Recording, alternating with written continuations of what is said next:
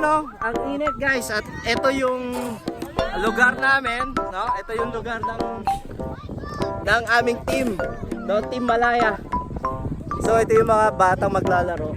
Grabe guys, ang init. So, yung coach. Shoutout ka pala sa coach, no? Coach Nino. No? RPT. Ito guys hindi biro yung ginagawa nila ditong sports. Isipin nyo, ganito kainit. Team manager, Tito Karen. Naglalaro sila. Ito po, Team Philippines yata si Madam. Yan grabe guys.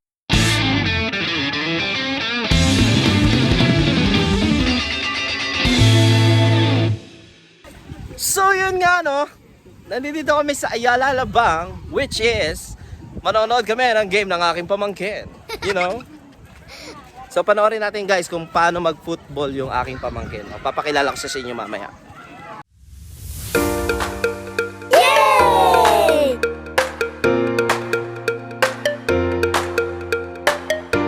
Yay! Yay!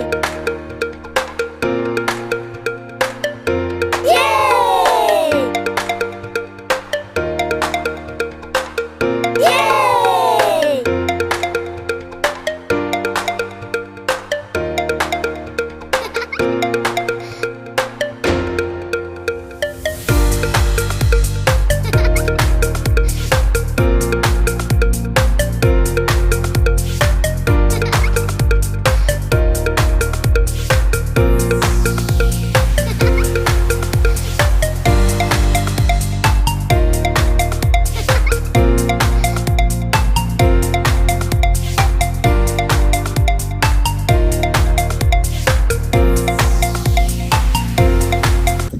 So guys, bakit nga naman natin pag-uusapan yung football sa panahon ngayon? Actually guys, kasi marami kasing nagtatanong about sa mga sports dito sa atin. And then, isa sa napapansin ko is maraming mga sports na hindi nakikita sa TV, maraming sports na hindi na napapansin din sa social media because mas pinapriority natin yung mga sports na kilala na natin. So right now, nag-research ako regarding sa sports ng football, no? Ito yung football field.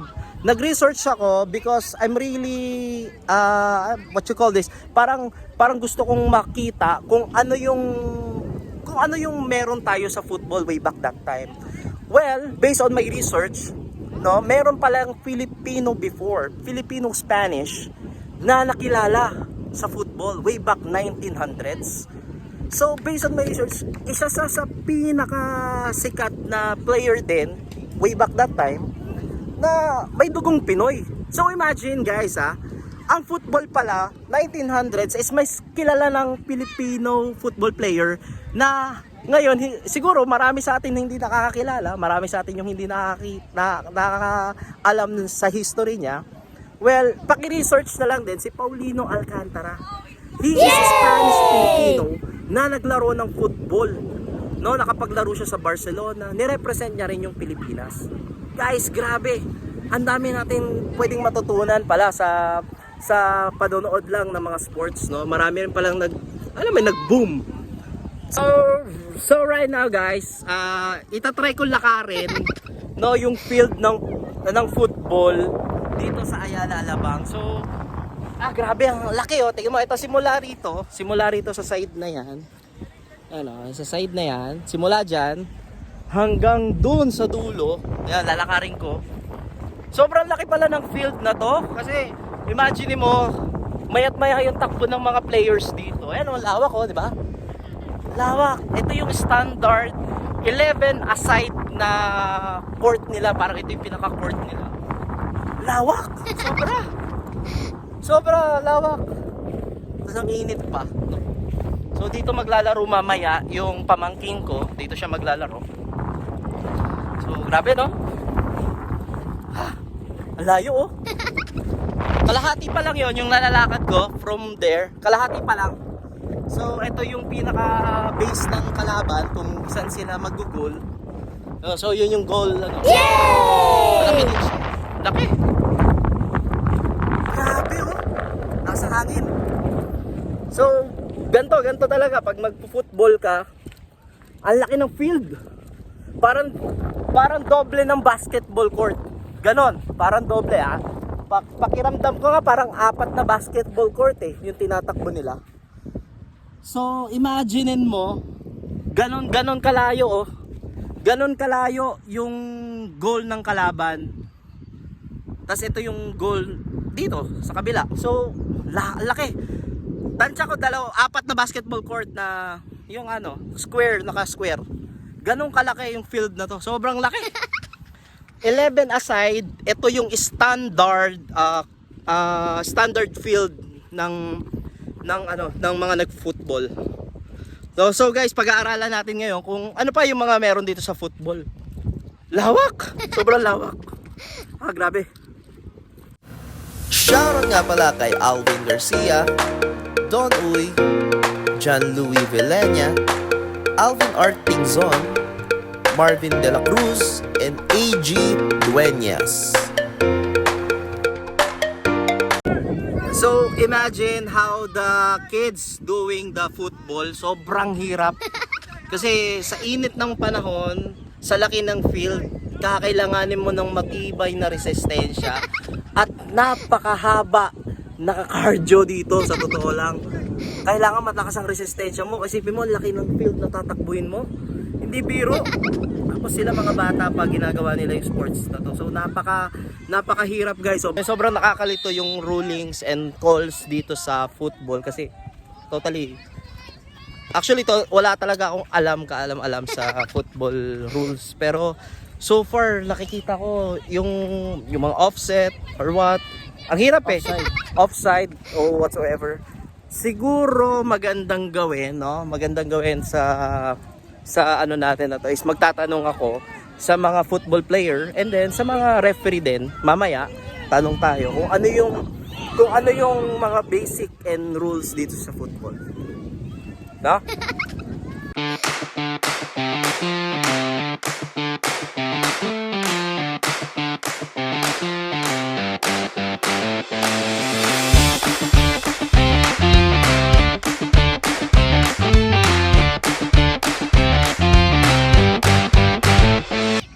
So right now guys, tatanungin natin yung one of the player dito sa Malaya Football Club. So kasi ito guys, para malaman natin yung rules and kung paano nilalaro yung football, alamin natin kung ano yung mga basics dito sa football. Alright? Yay! So yun, Jayan, how are you? Yan. Ano ba yung mga basic dito sa football na to? Yung mga basic probably passing, may dribbling, may shooting. And marami po pong iba tulad ng kapag na-outside yung bola, pwedeng i-goal kick or pwedeng i-throw in, pwede rin, kung kunwari may na-foul, pwede rin mag-free kick or pag na-foul inside the box, malapit sa goal, penalty. Alright, so hindi rin siya pala guys, katulad yan, hindi rin siya nalalayo sa ibang sports na meron ding dribbling, passing, and shooting. And right now, ang pinaka-difference lang talaga dito na nakikita ko is yung field. Sobrang laki ng field ng football and then grabe yung cardio ng mga kabataan na naglalaro dito. Kasi isipin mo sila, ilang minutes silang nagra-run, keep on running para lang i-chase yung bola. No? So yun nga guys. Ngayon, gawin natin, tanungin natin yung mga magulang, ito katulad ni Sir, isa sa anak niya is nagpo-football. So Sir, ano ba yung masasabi mo sa pagpo-football ng anak mo? Ano yung mga support na ginagawa mo sa kanya? Yung pagpo-football kailangan mag-start at an early age. At least by that time ay talagang madidevelop yung kanilang skills at saka makikita mo yung kanilang full potential at an early age. Siyempre yung suporta kailangan laging nandun. Yun ang number 1 factor. Kailangan ng mga bata pagka sinuporta mo sila talagang makikita nila yung potential nila at talagang magpupursige sila sa paglalaro ng football. Grabe. Sir, by the way, taga saan kayo? Laguna.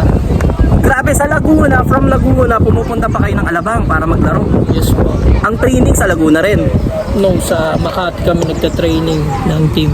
Grabe. So guys, imagine, ang mga player talaga ng football, kung bakit sila nahihirapan, kasi wala silang field para mag-training ng ganito sa team.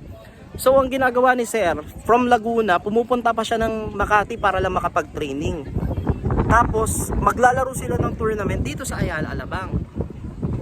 So ganun kalaki yung sakripisyo ng mga magulang or ng mga player natin sa football para lang maging ma-enhance nila yung skill nila, mapakita nila yung galing nila sa football. Ganon sila kagrabe mag-sacrifice. No, unlike ng basketball, na pwede kahit saan ang daming court sa atin Yun yung difference Football ang hirap. Kailangan nila as a team mag-practice. So saan sila magpa-practice? Kailangan nila ng malaking field. So ganun grabe yung sakripisyo na ginagawa ng mga players ng football.